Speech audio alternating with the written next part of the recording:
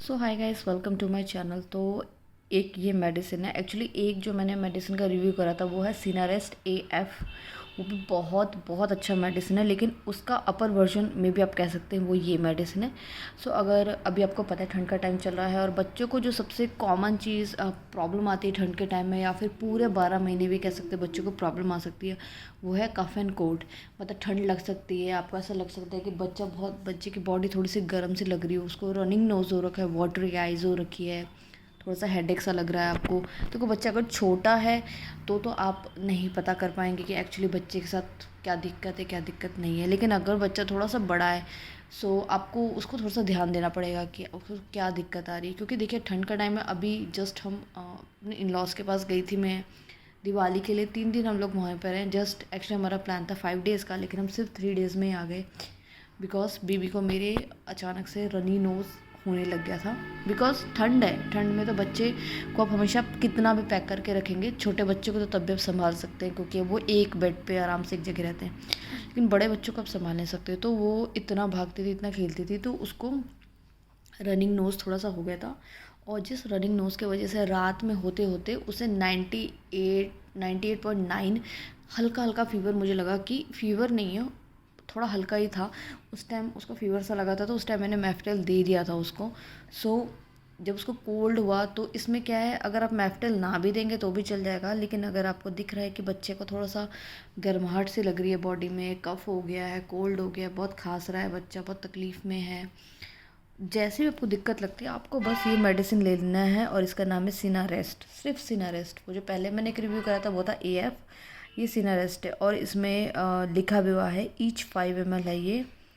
और इसकी जो डोसेज है वो एक्चुअली मैंने अपनी बेबी को दिया था, वो दिया था इसका 5 ml मैंने डोज दिया था अपने बच्चे को। बिकॉज उसकी वो 2 years प्लस है, 2 years 6 month की है।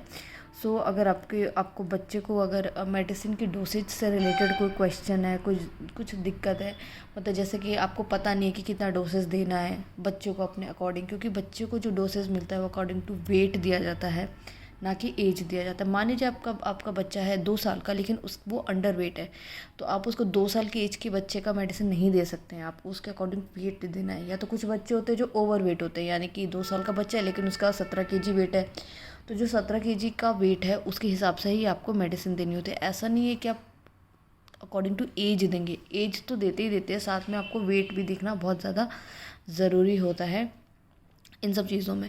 सो मैंने जो दिया था वो दिया था 5 ml, और वो है 2 years 6 month की।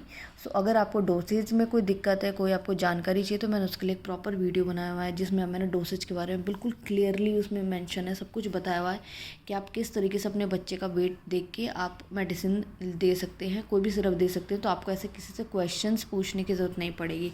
जैसे कि मैंने ये आपको डोसेज बता दिया अपने बच्चे का, 2 साल 6 महीने के बच्चे का डोसेज बता दिया। अब अगर आपका बच्चा 1 साल का है तो आप कंफ्यूज हो जाएंगे, आप मुझसे आके पूछेंगे। मुझसे पूछने से अच्छा है कि आप उस वीडियो को एक बार देखिए। उस वीडियो में बिल्कुल बाकायदा चार्ट के साथ मैंने मेंशन कर रखा है कि कितना वेट होना चाहिए और उसके अकॉर्डिंग कितना आप मेडिसिन देंगे बच्चे को। तो ये जो मेडिसिन है इसमें आप पैरासीटामोल भी दिया हुआ है, तो अगर बच्चे को थोड़ा हल्का कफ कोल्ड है, उसके साथ थोड़ा सा फीवर आना है, इट्स वेरी नॉर्मल, तो ये जो फीवर आने के चांसेस होते हैं काफ़ी हद तक कम कर देगा।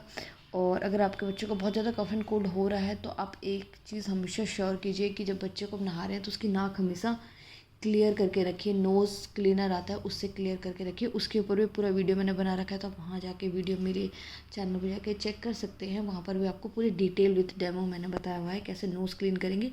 तो कुछ चीज़ें आपको देखनी पड़ेगी बच्चों के साथ, तब जाके ही बच्चे ठीक रहते हैं। तो इसकी जो साइड इफ़ेक्ट आपको जो हो सकता है बच्चों में, वो थोड़ी सी हो सकता है कि उसे नौशिया आ सकता है, थोड़ी सी वॉमिटिंग सा हो सकता है, स्टमक अपसेट हो सकता है। लेकिन फॉर पर्सनली मैं बताऊँ तो मेरे बच्चों को ऐसा कुछ प्रॉब्लम हुई नहीं है, बस उसको ये बहुत ज़्यादा सूट करा है मेडिसिन ये। सो ये देख लीजिए। और इसमें ओवरडोज आपको देना भी नहीं है, अदरवाइज इस इंजीरियस टू लीवर। और इसका अमाउंट है 109 रुपीज़, ज़्यादा कॉस्टली भी नहीं है।